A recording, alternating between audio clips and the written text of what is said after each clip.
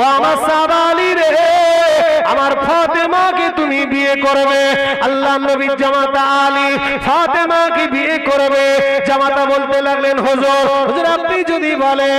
আল্লাহ নবী বলে, ফাতে আলী রে শোনো, আমার ফাতেমা বড় হয়েছে, আমার ফাতেমা সেনা হয়েছে। ও জামাতা আলী, আমি আমার ফাতেমার কাছে একটু মতামত নিয়ে আসি।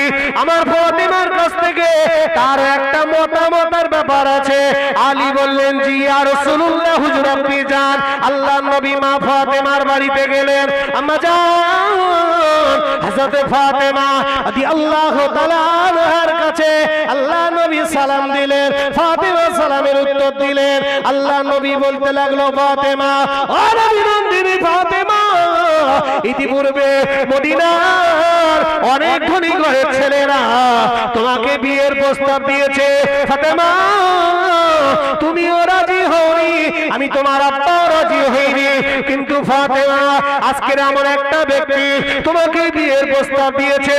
ও ফাতেমা, যে এমন ব্যক্তি, সেই ব্যক্তিটা হলো শেরে খোদা আলী।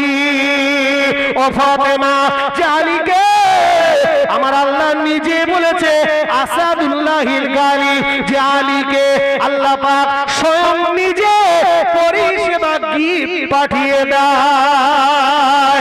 আর একবার জোরে বলেন সুবহানাল্লাহ। নবী মিরাজে গিয়েছিল। ও বাবাজি, মিরাজ থেকে আমার নবী কি কি এনেছিল বলতে পারেন? মিরাজ থেকে আমরা তো সবাই জানি নামাজ, তা শুধু কি নামাজ দিয়েছে আর কিছু দেয়নি? নামাজের সাথে সাথে আরো তিনটি গিফট দিয়েছিল। গিফট এক নম্বর গিফট হলো, আল্লাহ পাক আমার নবীকে বলেছিল, হাবিব হাবিব, আমি একটা তাসবিহ দেব ফাতেমার বিয়েতে, আমি আল্লাহ আমার তরফ থেকে একটা গিফট করব। ফাতেমার বিয়েতে কে গিফট করবে? আল্লাহ। আল্লাহ গিফটটা কি? একটা তাসবিহ। কি তাসবিহ? ওই মক্কা থেকে 1000 দানার তাসবিহ, সুন্দর ওই তাসবিহ না, তাসবিহটা কি? আমরা প্রতি ওই আসরের নামাজে সালাম ফেরানোর পরে ডান সাইডে ঘুরে আমরা এটা 33 বার সুবহানাল্লাহ, 33 বার আলহামদুলিল্লাহ, 34 বার আল্লাহু আকবার পড়ি না? পড়ি তো। এই তাসবিহটার নাম কি? কে বলতে পারবা? আমরা তো পড়ি শুধু। হ্যাঁ, এই তাসবিহটার নাম হলো তাসবিহে ফাতিমি। কি তাসবিহ? জি বাবাজি, এই তাসবিহটা আল্লাহ পাক ফাতেমার জন্য স্পেশাল করে গিফট করেছিল। কিন্তু ফাতেমা বলেছিল, আব্বাজান, আমার আল্লাহ আমাকে দিয়েছে, আর আমি ফাতেমা আমার আব্বাজানের উম্মতের মাঝে আমি ফাতেমা দান করে দিলাম। জোরে বলে, আরেকবার জোরে বলে। এই জন্য তো এই তাসবিহটা আমাদের সবার জন্য। আরেকটা গিফট দিয়েছিল। আল্লাহ বলেছিল, হাবিব হাবিব, আমি আল্লাহ একটা চাদর দেবো, চাদর। এই চাদরটা তুমি যাকে খুশি তাকে দেবে। শুনবেন, যাকে খুশি তাকে দেবে। তা আল্লাহ নবী আবু বকরকে ডেকে বলেছে, হ্যাঁ আবু বকর, আমার আল্লাহ না আমার একটা চাদর দিয়েছে, এই চাদরটা তোমাকে দেবো, তুমি নিয়ে কি করবা? তা আবু বকর বলছে, হুজুর ওই চাদরটা নিয়ে আমি সারা দুনিয়ার মানুষের দেখাবো, দেখে বলবো আল্লাহ আমার জন্য একটা চাদর পাঠিয়েছে। আমার নবী বলছে, আবু বকর না, ও চাদর তোমার জন্য না। এবার নবী ওমরকে ডেকে বলছে, ওমর, আল্লাহ আমার একটা চাদর পাঠিয়েছে, এই চাদরটা তোমাকে যদি দেই তুমি কি করবা? ওমর বলল, হুজুর আমি এই চাদরটা গায়ে দিয়ে আবার নতুন করে ইসলাম জয় করব। আল্লাহ রাসূল বলছেন, না এই চাদর তোমার জন্য না। আল্লাহ রাসূল এবার আলীকে ডেকে বলছে, আলী, তোমাকে যদি এই চাদরটা দেই তুমি কি করবা? আলী বলছে, হুজুর আমি এই চাদরটা গায়ে দিয়ে আল্লাহ এবং তার বান্দার দূরত্বটা কমিয়ে দেবো। জোরে বলে, কি বললেন? আল্লাহর আর বান্দার সম্পর্ক দূরে আছে, ওই দূরের সম্পর্কটা নিকটে এনে দেবো। জোরে বলেন সুবহানাল্লাহ। জি, আল্লাহ রাসূল বলেন, আলী এই নাও, এই চাদরটা আমি তোমাকেই দিলাম। সুবহানাল্লাহ বলেন, আরেকবার জোরে বলে। সে আলী আম্মা জান ফাতেমা, আল্লাহ রাসূল ফাতেমাকে বলছে, ফাতেমা ওই আলী তোমার বিয়ের প্রস্তাব দিয়েছে। আম্মা জান ফাতেমা রাদিয়াল্লাহু তাআলা আনহা ওই সময় আল্লাহর নবীর চাঁদ মুখের দিকে আছে। আম্মাজান ফাতেমা দেখছে আমার আব্বাজান এত খুশি, এত খুশি। আম্মাজান ফাতেমা বলে ইতিপূর্বে যে সমস্ত ছেলেরা বিয়ের প্রস্তাব দিয়েছিল আমার আব্বা নারাজ ছিল, আমার আব্বার মনে কোনো হাসি ছিল না, আমার আব্বার মনটা মলিন ছিল, আমার আব্বাজানের মুখে হাসি খুশি ছিল না। কিন্তু আজকের আলী যখন বিয়ের প্রস্তাব দিয়েছে আমি ফাতেমা দেখছি আমার আব্বা খুশি, আর আমার আব্বা খুশি মানে আমার আল্লাহ পাকও খুশি, আর আমার আল্লাহ যেখানে খুশি আমি ফাতেমা আমিও খুশি। আর একবার করে বলেন সুবহানাল্লাহ। আমাদের ঘরেও মেয়ে আছে, আমরা যেদিকে বলি মা তোমার জন্য একটা ছেলে দেখেছি, ছেলেটা ডাক্তার, মেয়ে এক পায়ে খাড়া। যদি বলা হয় তোমার জন্য ছেলে দেখেছি, ছেলেটা ইঞ্জিনিয়ারিং পড়ে, মেয়ে আরো খুশি। যদি বলা হয় ছেলেটা একটা উকিল, মেয়ে আরো খুশি। যদি বলা হয় ছেলেটা প্রফেসর, মেয়ে আরো খুশি। আর যদি বলা হয় মা একটা ছেলে দেখেছি, ছেলেটা কোন রকম ইনকাম করে কিন্তু মুখে একটু দাড়ি আছে, মাথায় টুপি আছে, ও নামাজ পড়ে, মেয়ে তখন বলে আব্বা হয় বিস্টেল খাবো না, গলায় দড়ি দেবো, ওই দাড়িওয়ালা টুপিওয়ালা করতে পারবো না। এরকম জিনিস আছে না নেই? আমার ঘরে আছে না নেই? আচ্ছা এ মরে গেলি কবরস্থানে দেওয়া যাবে? এ মরে গেলি খোদার কসম, এ মরে গেলি কবরে যে দেবে তারও আল্লাহ আযাব দেবে। কারণ এর দাড়ি হলো আমার না, আমার বাপের না। এ দাড়ি কার? কার দাড়ি? নবীর দাড়ি, নবীর দাড়ি, নবীর দাড়ি। হ্যাঁ, অনেকে নামাজ পড়ে না আলাদা কথা, কিন্তু যারা নামাজ পড়ে ওদের দেখে কুটুক্তি করে, হ্যাঁ ঠাট্টা করে। অনেকে দাড়ি রাখে না আলাদা কথা, কিন্তু যারা দাড়ি রেখেছে তাদের দিকে ঠাট্টা করে, তাদের দিকে মুখ ঘুরে লাগে, ভালো লাগে না, ভালো করে চাতি ভালো লাগে না, ও যেন কি একটা কোনো দাম নেই। ও বাপ, কবরে যাবে ওই সাপ উঠবে, সাপ উঠবে, সাপ লিখে রেখে দাও। এরকম জিনিস তুমি গোনা কো, তুমি নামাজ পড়ো না, দাড়ি রাখো না, শরীয়তের হুকুম হাকাম মানো না, আলাদা কথা। তাই বলে যারা করে তাদেরকে অবজ্ঞা করো না, ঠাট্টা করো না। পানি উঠবে, ওই সাপ আল্লাহ দেবে কবরে, একটা না দুটো না, 99টা সাপ দেবে। কবর তোমার বাস ফেলবে, তোমার খোদা তোমার বাস ফেলবে। তুমি দাড়ি টুপি থেকে অবজ্ঞা করো। হ্যাঁ, দাড়ি টুপি। মেয়ে দেখতে গেছে, মেয়ে দেখতে গেছে, হাঁসের ডিমের মতন পরিষ্কার, কি সুন্দর দেখে এসে মেয়ে ভালো।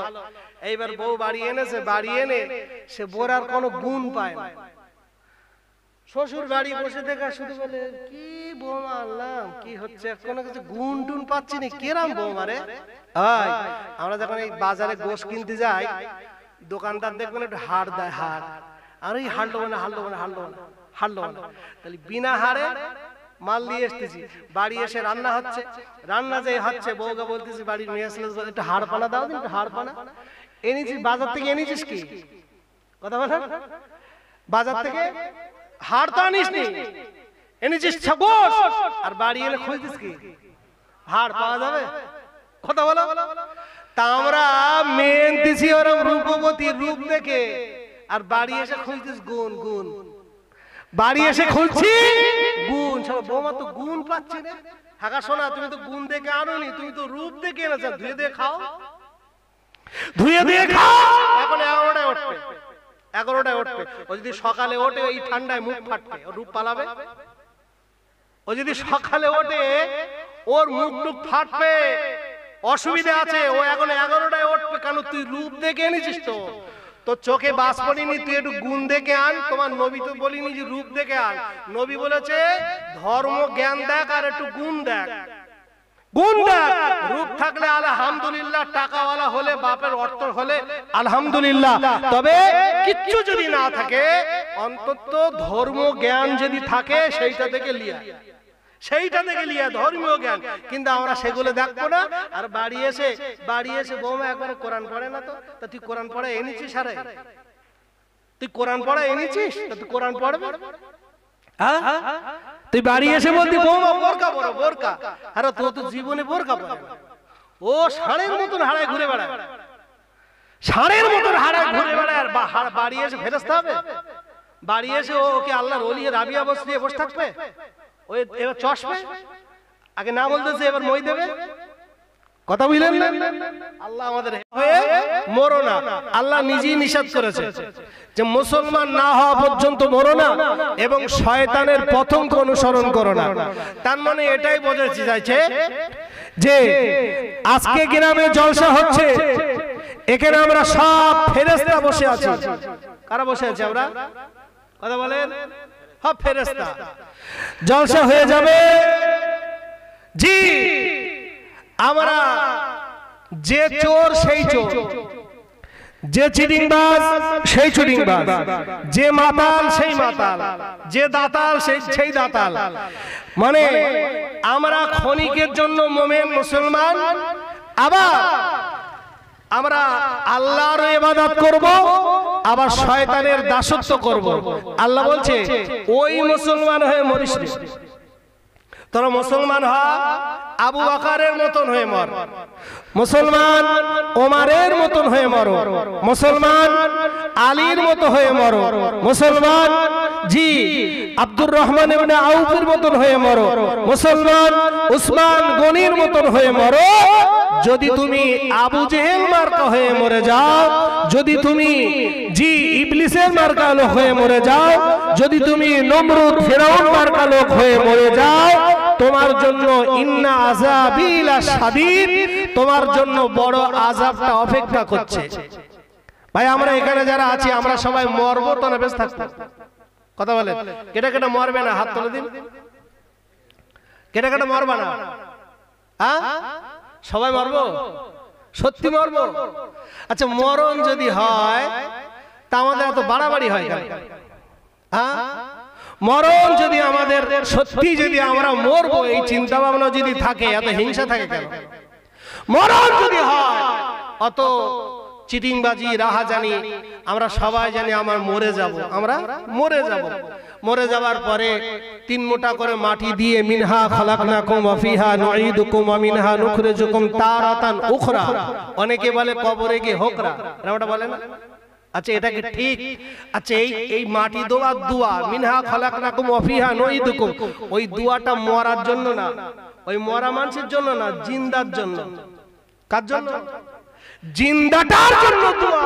মিনহা খালাকনাকুম, এই মাটি থেকে তোমাকে বানিয়েছি, অফিয়া নুঈদুকুম, আবার এই মাটিতে তোমার দোয়া হচ্ছে, অমিনহা নুখরিজুকুম তারাতান উখরা, আবার এই মাটি থেকে তোমাকে তোলা হবে। কথা বুঝলেন? আমরা জানাজা নামাজ, মানুষ মরে গেলে জানাজা নামাজ পড়তে যাই। জানাজা, জানাজা এর একটা অর্থ আছে, সার্বিক অর্থ জেনে যা। তার মানে মরা মানুষটা বলছে তোরা জেনে যা। কথা বুঝলেন না? জানাজা অর্থাৎ জেনে যা, তোদেরও একদিন এরকম সাদা কাফন জড়াতে হবে, এরকম সাদা কাফন জড়াবে। গাড়ি তো অনেক গাড়ি চেপেছো, এবার একটু খাটিয়া নামক গাড়িটা চেপে যাও। তোমাদের একদিন 6 তাকবীরের সহিত জানাজা, 4 তাকবীরের সহিত জানাজা হবে। তোমাদের একদিন দোয়া কালাম পড়ানো হবে, তোমার জন্য দোয়াদানি চেয়ে ক্ষমা টমা চাওয়া হবে। বান্দা তোমার সেই দিনের অবস্থাটা তুমি জেনে যা, জেনে যা। বাবাজি শুনেন, আলোচনা বোঝেন।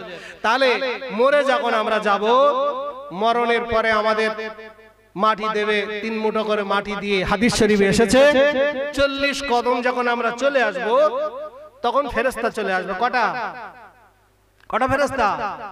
কটা আসবে তো সবার কবরে? না না, আপনাদের মনে আসবে না। আসবে? সবার আসবে। এসে ওই ফেরেশতার নাম কি? মুনকার নকির। মুনকার নকির শিখে নেন, মুনকার আর নকির মুখস্থ করে নেন। জি, এই ফেরেশতা এসে আপনাকে জিজ্ঞাসা করবে মান রব্বুকা, তোমার রব কেডা? তোমার রব কে? আচ্ছা আমাদের রব কেডা? দিদি না দাদা?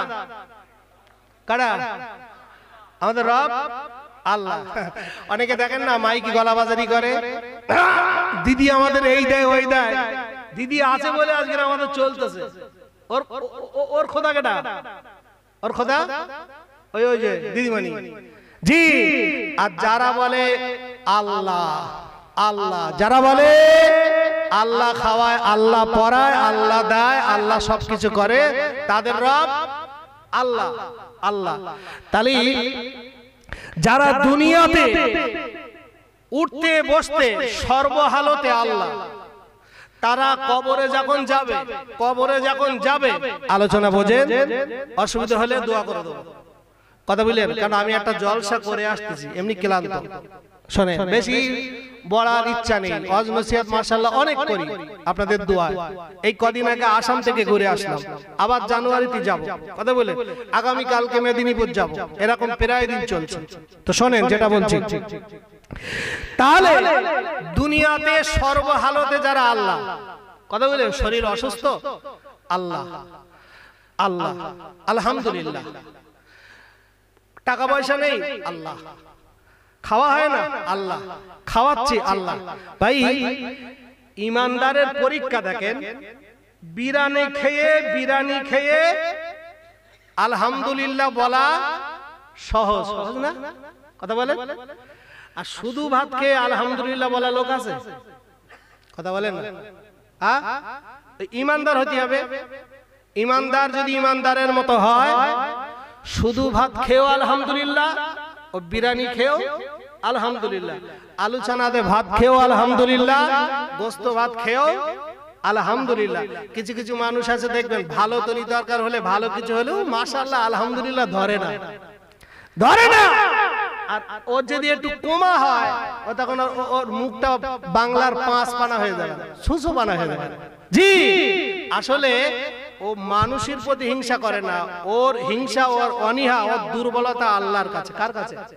আল্লাহ না, সর্বহালতে আল্লাহ, আলহামদুলিল্লাহ কুল্লি হাল, সর্বহালতি আল্লাহ, খেয়েও আলহামদুলিল্লাহ, না খেয়েও আলহামদুলিল্লাহ, দুঃখেও আলহামদুলিল্লাহ, সুখেও আলহামদুলিল্লাহ, ঘুমিয়েও আলহামদুলিল্লাহ, জেগেও আলহামদুলিল্লাহ, অসুখেও আলহামদুলিল্লাহ, সুস্থ অবস্থায় আলহামদুলিল্লাহ, বাড়ির খাটে শুয়ে আলহামদুলিল্লাহ, হসপিটালের বেডে শুয়েও আলহামদুলিল্লাহ। তবেই হবে ইমানদারের পরীক্ষা, জোরে বলেন সুবহানাল্লাহ। কিন্তু আমরা তো সুবিধাবাদ জিন্দাবাদ, সুবিধাবাদ জিন্দাবাদ। ভালো হলো আলহামদুলিল্লাহ মাশাআল্লাহ বিরাট ব্যাপার, আর একটু খারাপ হলো তখন আর কিছু বলে না, হালাদ্রি। জি, এই হলো আমাদের ইমানদারের কোয়ালিটি। মহান আল্লাহ পাক পবিত্র কালামুল্লাহ শরীফের ভিতরে জানিয়ে দিয়েছেন, লা ইন শাকারতুম লা আযীদান্নাকুম ওয়া লা ইন কাফারতুম ইন্না আযাবী লাশাদীদ। ও আমার বান্দারা, আমি আল্লাহ বলে দিলাম, যে ব্যক্তি আমি আল্লাহ আমার শুকরিয়া আদা করে, আমার নিয়ামতে আমার শুকরিয়া আদা করে, আমি আল্লাহ পাক ওই নিয়ামত আরো বাড়িয়ে দেব। আর যে ব্যক্তিটা আমি আল্লাহ আমার নিয়ামতে শুকরিয়া আদা করে না, আমি আল্লাহ পাক ওর জন্য রেখেছি ইন্না আযাবী লাশাদীদ, ওর জন্য রেখেছি বড় আযাব, কঠিন আযাব রেখে দিয়েছি। ও বাবাজিরা, ও মা বোনেরা, মুমিন মুসলমানেরা, গভীরভাবে আলোচনা বোঝে। আল্লাহ পাক রব্বুল আলামিন ইমানদার বান্দাদেরকে পরীক্ষা নেয়, সুখ দিয়েও পরীক্ষা নেয়, দুঃখ দিয়েও পরীক্ষা নেয়, রোগ দিয়ে পরীক্ষা নেয়, টাকা দিয়েও পরীক্ষা নেয়, আবার গরিবতা দিয়েও পরীক্ষা নেয়। যারা ইমানদার হবে সর্বহালতে আল্লাহ আল্লাহ আল্লাহ বলবে, যারা ইমানদার হবে সর্বহালতে আল্লাহ। কবরে যখন দোয়া হবে, জিজ্ঞাসা করা হবে মান রব্বুকা, যে ব্যক্তি সর্বহালতে মুখে মুখে আল্লাহ আলহামদুলিল্লাহ, তার মুক্তি তো অটোমেটিক আল্লাহই বলবে। জোরে বলেন, জোরে বলেন। তারপরে জিজ্ঞাসা করা হবে মান দীনুকা, তোমার ধর্ম কোন ধর্ম ছিল? ও ভাইরা, বাবাজিরা, মুরব্বিয়ানেরা, ও নওজওয়ানেরা, যুবকেরা, তরুণেরা, ভুল আমাকে বুঝবেন না বাবু, গভীরভাবে আলোচনা বোঝেন। দিন সম্পর্কে যাদের অকিবহাল, দিন সম্পর্কে যাদের ধারণা নেই, দিনটা আসলে কি, দিন কথার অর্থ কি, দিনটা কিভাবে রাখতে হবে, দিনের ভিতরে কিভাবে চলতে হবে, শুধু জলসায় বসে গেলেই কি দিন মানা হয়? জলসায় বসে গেলে দিন মানা হয়? দিন, দিন কথার অর্থ হলো ধর্ম। দিন কথার অর্থ হলো ধর্ম। কিসের ধর্ম? আল্লাহ পাক পবিত্র কালামুল্লাহ শরীফের ভিতরে জানিয়ে দিয়েছেন, ইন্নাদ-দীনা ইনদাল্লাহিল ইসলাম।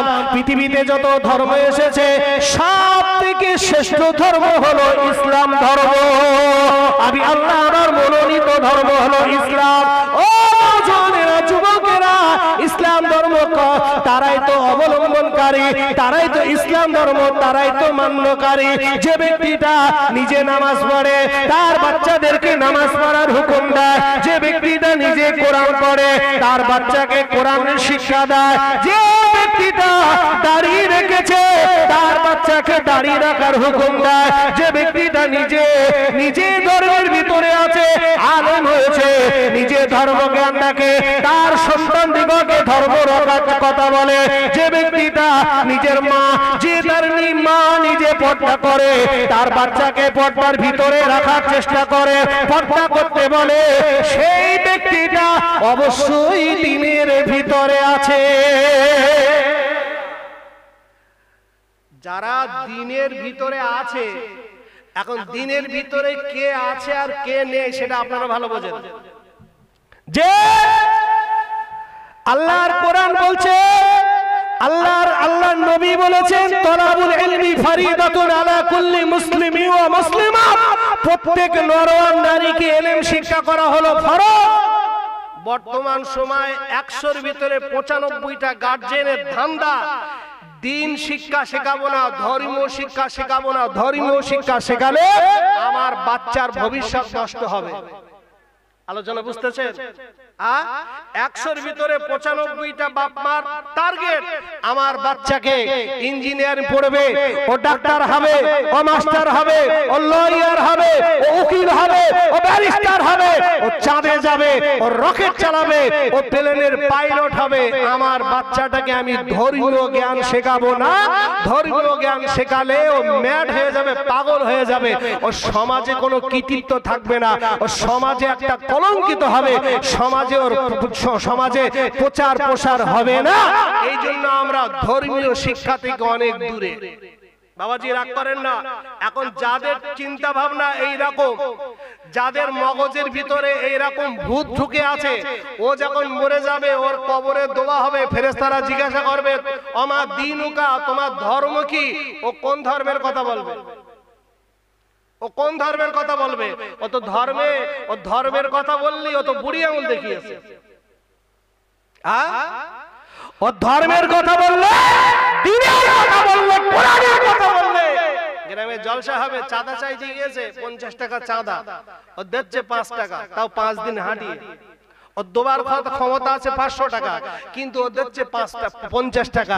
জি, আর অন্য যখন মেলা টেলা হবে, যখন কাওরা ডান্স হবে, যখন অন্য যখন ফাংশন হবে, অন্য যখন জি অন্য কোন অনুষ্ঠান হবে, ও তখন ঘাস ঘাস করে বিল লিখবে 1001 টাকা, জি 501 টাকা।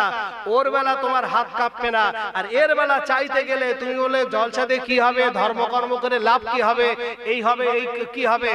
জি, এই সমস্ত জন্তু জানোয়ার এরা মরে গেলি ফেরেশতারা জিজ্ঞাসা করবে, আমা দীনুকা, তোমার ধর্ম কি ছিল? ওটা কি বলবে? ও কি বলবে? বলে ও কি বলবে? ও তো ধর্মের কথা বললি তো যেন আর চিনতে পারে না, আমি নি বেকার। জি, এগুলো আমাদের লজ্জা। আর আপনি বলবেন, তখন আপনি বলবেন, হা হা লা আদ্রি, আমি কিছু জানি না, আমি কিচ্ছু জানি না, হা হা লা আদ্রি। আর যারা ধর্মের সাথে জুড়ে ছিল, দ্বীনের সাথে জুড়ে ছিল, দ্বীনের সাথে যারা জি কায়েম ছিল, তারা যখন মরে যাবে, আল্লাহর ফেরেশতারা বলবে, ওমা দীনুকা, ও এক চান্সে বলবে দ্বীন ওয়াল ইসলাম। জোরে বলে সুবহানাল্লাহ। কারণ ইসলাম ধর্মের সাথে তার সম্পর্ক ছিল এনি টাইম তার ইসলামের সাথে সম্পর্ক ছিল, সে কোনোদিন অবজ্ঞা করেনি। তারপরে জিজ্ঞাসা করা হবে, মান নবিয়ুকা, ওমা নবিয়ুকা, তোমার নবী কে ছিল? তোমার নবী কে ছিল?